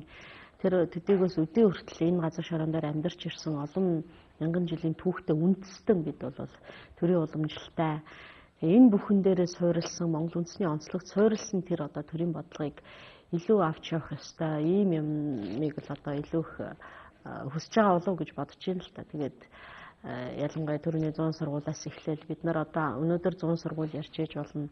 10 жилийн дараа бол Монгол үндэсний боловсрогчныг Монголдо бэлтгэдэг, Монгол төрийн хүн Монголдо бэлтгэгддэг ийм л одоо ирээдүг өнөөдөр манай ерөнхийлөгч төрийн тэргүүн ялангуяа нэг нам ирэх барьж байгаа энэ үед бол энэ сайхан болцоог ашиглаж ингэ цаашаа явах хэрэгтэй болов уу гэж бодож байна. Түүнээс биш бид нар одоо 23 жил бидний бусдыг дуурайсан энэ ном цагуудаас одоо сургамж авч дүгнэлтийг цаг болсон байхаа гэж бодож байгаа. Тийм учраас энэ бол аягүй чухал сэдв гэж бодож байна. Боловсролтой чинь бид рүү орчихсон юм шүү дээ. Ер нь бол бид нараас яагаад байгаа юм. Одоо л монголчуудыг бас нэг гинт соёлтой боловсролыг олох ч юм шиг юм яриад байдаг. Гэхдээ biz өнгөрсөн 70 жилийн бас тухайн нийгмийг бас үгүйсгэж болохгүй. Ялангуяа социалист гэж ярьдаг нийгмийн үед бол монголчуудыг системээр нь тухайн Оросын боловсрол олгоод дээр нь эрүүл мэндийн бас бүгдийг нэрүүл болох процесс явагдсан байна. Бид нар бол бас тийм дуршлагтай ард түмнэлтэй түнс гинт тэрний өмнөх үед бол одоо чинь төвдөд бол тэр хоёрын төвдийн соёл боловсролыг монголчууд тээж ирээд өөрсдөө сурж ирсэн л да. Өнөөдөр хувь зээний эрхийг бид яагаад чи тухайн түүхэн үедээ нэг гадны нэг том соёлыг оруулж ирээд гаргадаг. Энэ нь одоо чинь манай бичгийн байдаг. Манай 10 тэг буюу 10 бичгтэй ард түмэн шүү дээ. Монгол бичиг одоо соён моём дөрүүлж ингэх. Тэгэд их тийм нүүдэлчэндээ байдаг юм уу? Ашиг хит сэргэлийн юм уу? Ашиг тухайн цаг үедээ тохирсон соёл юу маш хурдан аваад өөрсдөө ихшээгээд ашиглаад дараагийнхаа авчдаг. Их тийм сонин ард түмэн юм шиг. Тэгээ сая бол яг энэ соёлын юм дээр бол би сая сонгуульд бас холбоотой тийм. Сонгуулийн үеэр би чинь наадам гэдэг юм маш чухал юм нээж болсон баг. Өөрийнхөө хувь хүний хувьд. Чи наадам бол монголчуудын тусгаар нийгэм нийтлийг нэгтгэдэг. Энэ нөгөө тархаа бодхаа монголчуудын нэг дор байлгаад байдаг. Айгүй чухал идэг. Үтсэн чинь тэгээд дараа нь ингээд наадмыг сая би хэд оноо судалж байна л да. Яг дотор нь ороо судлаад би наадмаар судлаагүй гэдэг юм. 1631 онд 3 зүйлийн наадам гэж нэрсэн. Дараа нь ардын өвчлөд 93 наадам. Тэгээд энэ цаагуур язгуураа монголчуудыг нэгтгэхэд байдаг маш чухал баяр гэдэг нь ерөөсөө судалгаа хийх юм. Одоо энэ бол чинь бидний том болтойгоо байхгүй. Одоо энийг бид нар олж харж байна. Тэгээд энэ нь урт хуучин бол монголчуудын нэг зан заншлын юм юу байсан бэгвэл наадам хийх юм бараг сарын хугацаанд морь мал бүх юм морь уралдуулж байгаа бүх хөрөлж байгаа ном сум харгаж байгаа улсууд нь нэг сар бие ихшээж бэлтгэдэг байсан. Маш одоо ч тийм ундамжил байгаа шүү дээ. Тэгээ нийгмээрээ тэр соёл зан заншлаа нэг сарыг нөгөө тэр журмаараа явдаг гэсэн юм л дээ. Тэгээ бидний ч одоо хүртэл ингэ тарчаагүй соёлын өргөн тэндээ байдаг юм байна. Тэгээ одоо бол гойрын хувьцаа ерөнхийлөгч бол бас нэг энэ монгол бичгийг бол нэлээд хэрэглээ болох гэж үзээд байгаа шүү дээ. Одоогийн элбэг ерөнхийлөгч. Тэр ажлаа бол би цааш нь их гүнзгий явуусаа гэж байна. Одоо бол дипломыг бол монгол бичтэй өгöd байгаа. Бидээс монгол бичгийг судалж 2000 жилийн өмнөх түүх рүү орох байхгүй. Дээр нь одоо монголчуудыг өөрсдийн түүхтэй танилцуулдаг тэр ажлыг маш системтэй гэдэг. Одоо чинь манай засгийн газрын ордны хажууд нөгөө түүхийн музей байгаа шүү дээ. Хүмүүгийн ямар чухал холбоорууд байна. Тэгэхээр тийшэл хүүхдүүдийг ордог, түүхээрээ бахархдаг, тий. Тэгээд монгол бичгээрээ ярьцдаг, уртын дуугаа дуулцдаг, наадмаараа сайхан ёс заншлаа шүү дээ. Энэ юмыг л хийгээд бол бидний нөгөө нэг яриаддаг их шиг юм байна. Хоёрт нь боловсролыг тэр гадны сургуульд гэдэг би бол чинь энэний өмнөх засгийн газарт бол чинь олон улсын олимпиад орж ирсэн хүүхдүүд бол гадаад сурч ирсэн шүү дээ. Санаачлалын одоо бие сууж байна. Тий, одоо тэр бол чинь манай хүү бол яг тийм Мичигааны их сургууль сурдаг. Яг тэгвэл олон улсын олимпиад орж ирсэн улсын медальтай. Гэтэл энэ 10 жил тэр хүүхдүүдийн хөдөлмөрийг яг тэ олон улсын зах зээл дээр гаж. Өнөөдөр монголчууд олон улсын зах зээл дээр зарагдах тийм оюутан бэлтгэл хэрэгтэй байна. Тэр бол хамгийн чухал. Дараа нь дотоодын оюутнуудаа ч дотоодын зах зээл дээр зарагдах. Нэгсэндээ өөрөө сурсны дараа хөдөлмөрөө үнэлэхтэй. Тийм л юм хэрэгтэй л. Тэгээд энийг цааш нь өргөжлүүлээд юу гэдэг сая ерөнхийлөгчтэй бас те юу хийгээсэй гэж хүсэж байна гэж. Тэгэхээр оюун гавьшин төр хүндсэн л 20 жил бидний одоо яг ийм байдалтай улс төрчсөн хэрэгэлцсэн талцсан байдалтай байлаа гэж.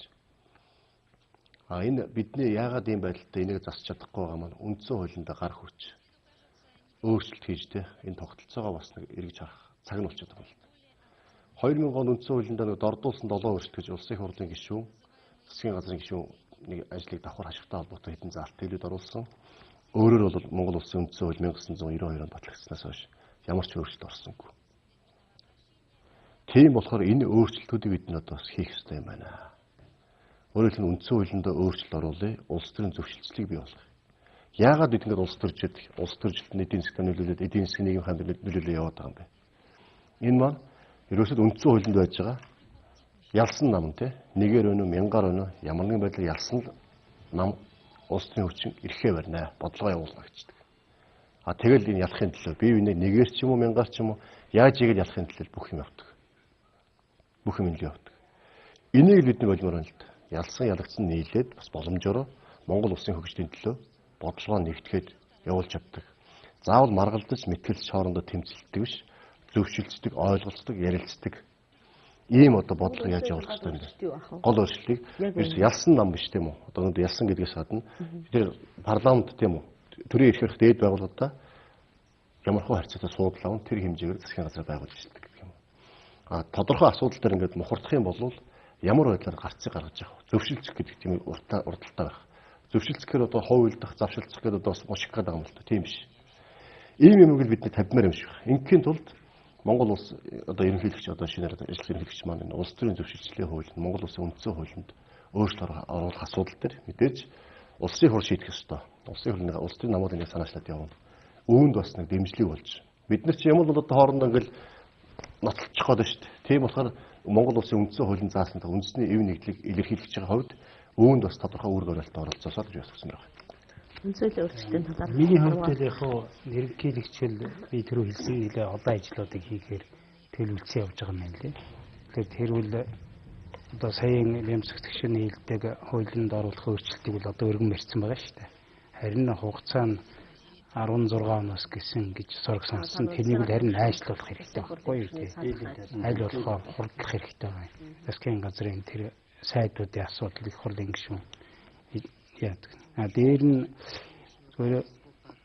бид нар ч бас олон жилийн түүхтэй бас олон эзэнт гүрэн байгуулж явсан юм улс орны хөвсөд гэдгээр одоо яг Чингис хааны үеийн тэр төрийн тогтолцоон дээр бидэнд бас авах юмнууд байгаа юм шиг байна. Энийг бол бас өнөө үед тохирохын бас тохируулж авах тийм боломж байгаа гэх юм. Энийг бол ерөнхийлөгчийг бол би хийчих болов гэж бодож байгаа. Өөрийнх нь одоо сая сурчлагаанд явж байхдаа ярьж байсан өгнүүдийн сонсоод байхад бол бас тийм хар хайрцагны бодлого Монголын үндэсний тэр одоо нарийн дэгжээг тэр асуудлуудыг ер нь нэлийн хэвшүүлэх юмнууд ярьж явж байгаа. Тэгээ энэ бол хэрэгжих байх гэж бодож байгаа. Хоёрдугаарт бол мэдээж ганцхан тэрнээс гадна бусад дэлхийн хөгжилтэй дүүхүүс тийм шинжилгэүүдийг бол бас зайлшгүй хийж таарах байх л да. Тэгэхээр би л өөдрөөр харж байгаа. Яг үүндээ хэлбэгдэр ерөнхийлөгч бол одоо сүүлийн 4 жилдээ ажиллахдаа ямар нэгэн одоо намын ямар нэгэн хүчний харьяалд орохгүйгээр өөрчлөе гэсэн тэр санаануудаа бол хэрэгжүүлэх тийм боломж бол өөрт нь байгаа учраас тэрнийг хэрэгжүүлэхийн төлөө тууштай ажиллаж одоо ямар ч байсан өнөөдрийн хилдгээрээ ард түмний хүү байх тэр үүргээ биелүүлэх байх л гэж бодож байгаа. Үндсэн хуулийн гол зарчмын өөрчлөлтөөр яг таны жишээлбэл санал юу ах вэ?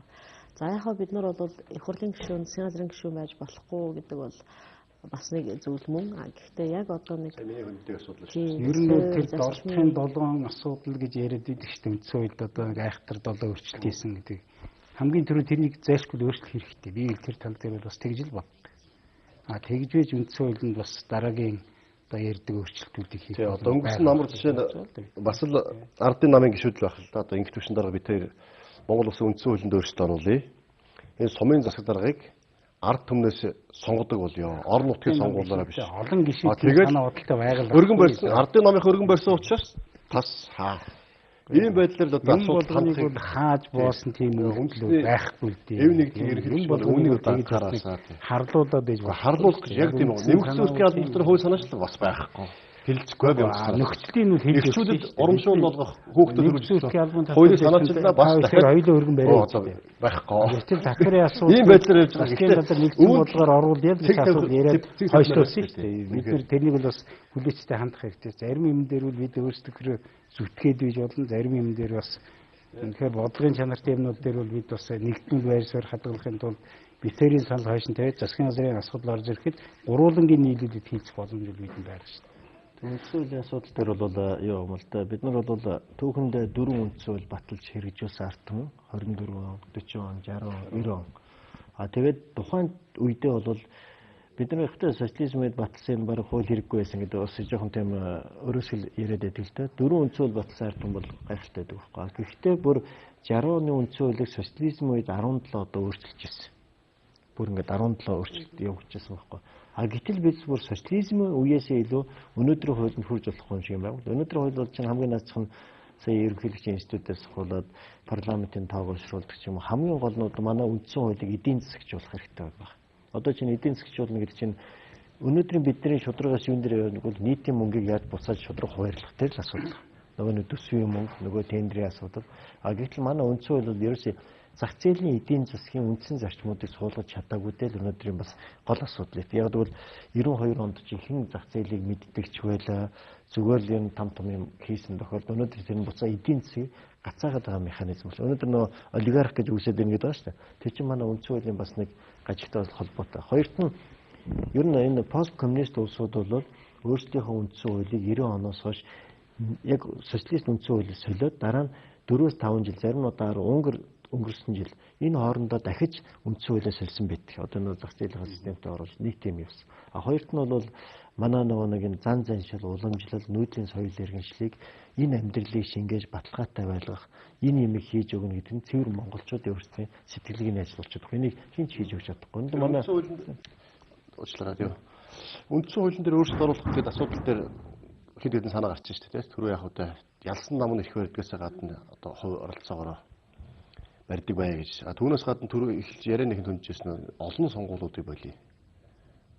Орон нутгийн сонгуул, их хурлын сонгуул, ерөнхийлөгчийн сонгуул гэл 4 жилийн бүрийн их хугацаатай түүнийхээ жил 6 сард нь сонгуул хийгээд улс төрчдөг. Хоорондоо намаараа хуваагдаад талцаад эдийн засгийн нийгмийг чирчдэг. Энэ байдлаа болий нэг удаа аль бол болж өгөл нэг сонгуул хийдэг бол. Цаашдаа ерөнхийдөө ерөнхийлөгчийг заавал ард түмнээс байх уу те бас парламентаас сонгоод явдаг яагаад байж болохгүй гэж. Энэ асуудлыг бид асуудал болгож тавиад нэлээд тал талаас нь хэлэлцээд яриад бас мэтгэлцээд явах юм шиг санагдаж байна. Сонгуулийг бас нэг удаа явдаг гэдэг юм уу те юмыг яаж мэдхөө мөрөөдөж байгаа шүү дээ. Түүнтэй холбогдуулаад бас нэг зүйл хэлчмээр байгаа юм л да. Сонгуулийн санал тоолж байгаа энэ автомат хар машин асуудал. Урд нь эдний гараар тоолол бөөн булхаал явуур болдог гэсээр байгаа л энэ сонгуулийн одоо автомат машин оруулсан хар машиныг 12 сонгуул боллоо батаж ялагдсан улсууд маань ялагдсан нам маань бас асуудал ирсэн. Яг бид нэр тий. Тэгэл өндөө шинэ одоо манай тойрогдөө тийм асуудал байхгүй юм шиг санагдсан. Тэгэл хүмүүс яриад байгаа үний юм болоо худлаа юм болоо гэж орон нутгийн сонгуулиоос нэлээх анзаарч нэлээ одоо ард нь орсон. Тэгээд харахаар бас нэг зүйл анзаарагдаагүй. Сая тэгээд ерөнхийлөгчийн сонгуулиар харж байгаа. Тэгээд урд нь ихтэй л бас нэргэлзээ. Хүмүүс чинь ингэж яриад л гонээр нэг хийдэм байлээ бас итгэж болохгүй шүү бас гэл. Ингээд хашаа хардлага төрөл хар төрөл улам тэр нь лавшраал үнэн юм шиг санагдаад ингээд ялагдаад ахаараа. Гэт яваад ирсэн саяны сонгуулийн үр дүн хараад бас үгүй юм биш байгаа гэж бодсон л та. Би л автомат машинд бол итгэдэг хүн. Би одоо хэлэх гээд байна л дээ. Орон нутгийн сонгуулийн 8 онд улсыг хурд нэр дэвшигтэй би тэр гар аргын чинь жинхэнэ болохыг өөрийнхөө биеэр. Би дуусгаад хэлэхөө. Хоёр дахьт нь би 12 онд тэр автомат машины чинь зөв тоосны хүчинд гарсан. Саяын сонгуулиар Батэрдэн авраг бол жишээ нь хинтийдвэл зөв тоосох учраас гарсан баг. Би тэгж бодож байгаа. Харин тэгээд би одоо тэрийг шин хэлэх гээд байна л дээ. Хэрвээ танаа намынхын автомат машинаар булхаа хийдэг байсан болвол өнөөдрийн сонгуулийн үр дүн юм гарахгүй. Дөнгөж байсан тийм. Харин хийдгүүл байсан юм байна би одоо итгэж яана хэлэх гээд байгаа байхгүй. Яагаад гэвэл дөнгөж 50-123 2800 хүний саналаар 50 дээр нэмэх 1% саналаар ерөнхийлөгч гарч ирлээ. Хэрвээ эрх баригчд маань ерөнхийлөгч засгийн газрын их хурл маань автомат машин ашигладаг байсан бол энэ 2800 шүү дээ 28000 ч юм уу 50000 ч юм уу гэж гарах бололцоо байсан л байна. Тийм болохоор энэ дээр бол бас өнөхөөс автомат машины дээр санал тоолж байгаа процесс эргээд бидний хансан шүү дээ. Энд урд нь улсын хурлын сонгуулиор байжсан. Хаана давхар хяналтын тоол гараар тоолох уу гэдгээ тий санал хураалт болохоос өмнө шийддэг байсан бол саяны ерөнхийлөгчийн сонгуулиар санал хураалт дууссаны дараа шодож яг хаана аль сум дээр аль хэсгийн хорон дээр хяналтын тоол гараар хийх үүдээ шийдсэн. Энэ бол бас тодорхой. 12-ны сонгуулиар шатсан шүү дээ. Гэхдээ санал хураалт юу болохоос өмнө шатсан байхгүй. Одоо бол санал хураалт дуусны дараа. Санал хураалт дуусны дараа шодно гэдэг нь тэр харьцаж зарлаад гараа тоолоход автомат машин дүндээ таарчих хэвээр. Энэ таарч нь таарахгүй байна гэдгийг маш олон газар манай намынхан бас шалгаж үзсэн. Харьцангуй асуудалгүй юм байна лээ тийм. 12-ны автомат машинаар гэхдээ автомат машинаар дахиад дуртай юм байна. Иржсэн газар бол энд тоолно шүү гараар гэд тооцоолсон байсан. Тэр нь бол манай аймаг дэрвэл ил. Тэгэхээр энд бид эргэлзээг юу алга болохгүй бол цаашдаа нэг эргэлзээ маань бий болоод байх юм байна. Эргэлзээ байхгүй. Гэхдээ засах залруулах юм бас байна. Автомат машин бол их зөв тоо гардаг тийм тасалбар өгдөг эднээс чи эргээл нөгөө мөнгө оруулах тийм асуудлууд бас байж болох юм байлээ. Тэгэхээр цаашдаа энэ дарах хэрэгтэй байна. Жишээлбэл би өгсөн саналаа нуухыг хүсдэг байхгүй. Яагаад заавал нуух вэ? Нуух ямар хэрэг вэ? Заавал яагаад нуух вэ гэж. Хин ямар санал өгснэг? Би ч нуух. Одоо нууц шулцсан. Энэ нууц санал хураалт шүү дээ. Тэр санал хураалтын машинд саналынхаа хуудсыг хийлээд гарч байгаа тоогоо гарчээд нэг хүнд хэллээ тийм үү? Манай намын ч үгүй мардсан намын ч юм уу. Тэрүүгээр дараад санал хураалт дууссан дараа CD-г нь уншуулад сканерсэн тоогоо тоолоод үзэхэд гарч ирдэг. Нууц жил болцсон шүү дээ санал хураалт чинь. Тэгээ ерөнхийдөө бол энийг бас залхмаар байгаа тийм. Манай үндэсний ээлжил үзэл баримтлалын 3 дээр нэг заалт байдаг. Бид нөө төрийн байгууламжаар сонгуулиар байгуулдаг учраас сонгуулийн процесс руу аливаа нэгэн гадны байгууллага ямар нэг хэлбэр орохыг хориглоно гэсэн заалт байдаг л да. Гэтэл манайх бол одоо энэ програм дээр бол өөрсдөө програм байдаг. Хоёрдугаар програм маань Монголын өмч биш юм байна. Одоо энэ Америкийн компани өмч байгаа байхгүй. Тэгэхээр бид ерөөсөө манай програмд тийш орох нөхцөл байхгүй чинь сая би мэрэгжлийн хяналтын газар бас намын бүлгээс нэг асуудал тавьж байсан. Мэрэгжлийн хяналтын газар бол чинь програм хянах хэрэгтэй газар байхгүй. Програм алгоритм. Гэтэл мэрэгжлийн хяналтаас ямар хариу ирсэн гэсэн манад үнийг хийж чадах мэрэгчлэн байхгүй. Тэгэхээр энэ өөрөө эмгэнэлтэй байгаа байхгүй. Тийм учраас монголчууд маань одоо зөв гарцвал бол аль болох мэрэгших тэгээ институцчлэгдэх тийм л гарч байна. Тийм учраас шинэ ерөнхийлөгч маань бол өөрийнхөө үндэсний аюулгүй байдлын зөвлөлийн 11 зөвлөхөө мэрэгжлийн улсууд тавиараа хоёрт нь манай мэрэгжлийн байгууллагууд маань өөрсдөө бас боожих хэрэгтэй. Одоо төрийн бус байгууллагууд холбоодууд тэгэх юм бол энэ аливаа нэгэн улс төрийн бас ангид байх тийм болцоо гаргалтай. Миний оруулсан тэр хууль бас их чухал байх. Одоо сонгуулийн нэмт өнгөрсөн учраас их хурлаар хэлцэх бахаа гэж бодож байна. Санаачилсан. Үндэсний аюулгүй байдлын зөвлөл хийжсэн, зөвлөлийн гишүүд хийжсэн. Тэр одоо Монгол төрийн төлөө зовлон жаргалыг бүгдийг үзсэн. Тэр хүмүүс одоо нэгтгэж Монгол төрийн бодлогыг боловсруулахад байнга оролцож байх хэрэгтэй. Энэ өөрөө бидний үнцэн юм. Энийг үнцэн болгож цаашлахаа бодлогод авч ашиглах нь бол бидний бас нэг том суурь асуудлын нэг гэж энэ хуулийг санаачилсан. Энэ хууль маань бас цаашаа явах байхаа, дэмжигдэх байхаа гэж ингэж бодож байна. За бид нар ерөнхийдөө нэвтрүүлгийн цаг дуусч байна. Тэгээд ямар ч байсан сонгуулийн үйл явц ямар болсон сэтгэл хангалуун бус байгаа хүмүүс бас тэр үндслүүдэд ярилцлаа. Энэ хамгийн гол нь одоо энэ шинэ ерөнхийлөгчөөс ямар том өөрчлөлт хийх ёстой гэж монголчууд төсөн хүлээж байгаа. Төрөн дээрийг яаж дэмжих болцоо байгааг бидний ярианаас бас олж харсан байхаа гэж бодож байна. Тэгээд гол өөрчлөлт бол үндсэн өөрчлөлт 23 жилийн бидний алдаа онон дээр суурилсан тэр томоохон өөрчлөлт, үндсэн хуулийн өөрчлөлтүүдийг хийх байхаа гэж бодож байна. Манай гишүүдийн саяны хэлсэн санааг тусгаад бид бүгдээрээ дэмжиж ажиллахад бол бэлэн байгаа. За мөн одоо Монгол улсын хөгжүүлэх тэр урт хугацааны хөтөлбөртөө болёо. Бүгдээрээ энэ хамтраа зөвшөлдсөн монголчууд нийтээрээ зөвшөлдсөн тэр урт хугацааны бодлогоо боловсруулж ажиллая. Монгол төр өөрөө одоо урт хугацааны түүхтэй, соёлтой, уламжлалтай тэрэн дээр суурилсан Монгол төрийн нэг цэгцтэй бодлого гарах ёстой гэдэг дээр бол бид нар бүгдээрээ санал нэгтэй байгаа юм байна. Ингээд ямар ч байсан шинэ 6 дахь удаагийн одоо ерөнхийлөгчөө сонглоо. Энэ ерөнхийлөгч маань өөрөө бас одоо Монголын туршлагатай улс төрч 2 ч удаа ерөнхий сайдаар ажилласан, 2 ч удаа ерөнхийлөгчөөр 2 дахь удаа ажиллах гэж байна. Монгол төрийн зовлон жаргалыг бас чамгүй үзсэн хүний хувьд бас одоо ихээхэн зүйлийг хийх байхаа гэж найдаж байна. Монголчууд бас ингэж бодож ухаалаг сонголт хийсэн ингэж бодож байна. За тэгээд одоо энэ өдрийн ерөнхийлөгчд бас амжилт хүсье. Тэгэлгүй яах вэ? Манай клубээс бас шинэ ерөнхийлөгчтэй амжилт хүсье. За ингээд бидний энэ удирлын сүүлчийн дугаар өндөрлж байна. Бид нар ирэх намар одоо манай клуб дахиж уулзна. За тэгээд тун удахгүй наадан болно. Монголчууд маань бүгдээрээ дэлгэр сайхан наадна. Бид нар 2 том үндэсний баяртай цагаан сар наадам гэж нэг нь болох гэж байна. Тэгээд бүгдээрээ өргөн дэлгэр хот хөдөөгөө сайхан нааддаг. Энэ наадмаа тэгээд Монголын ард түмэн бүгдээрээ одоо сайхан наадаарай. Монголчууд одоо бүгдээрээ одоо дэлхийд дэлгэн гэдэг шиг бүх нийтээрээ нааддаг, амардаг одоо ийм сайхан цаг үе эхлэх гэж байна. Тэгээ манай гишүүд харин одоо нэг их наадахгүйгээр харин тойрог руугаа явах юм ажилтай байгаа бах тий. За тэгээ ямар ч байсан сайхан наадаарай. Намар эргээд дахин уулзцаая. Түр баяртай. За баяртай.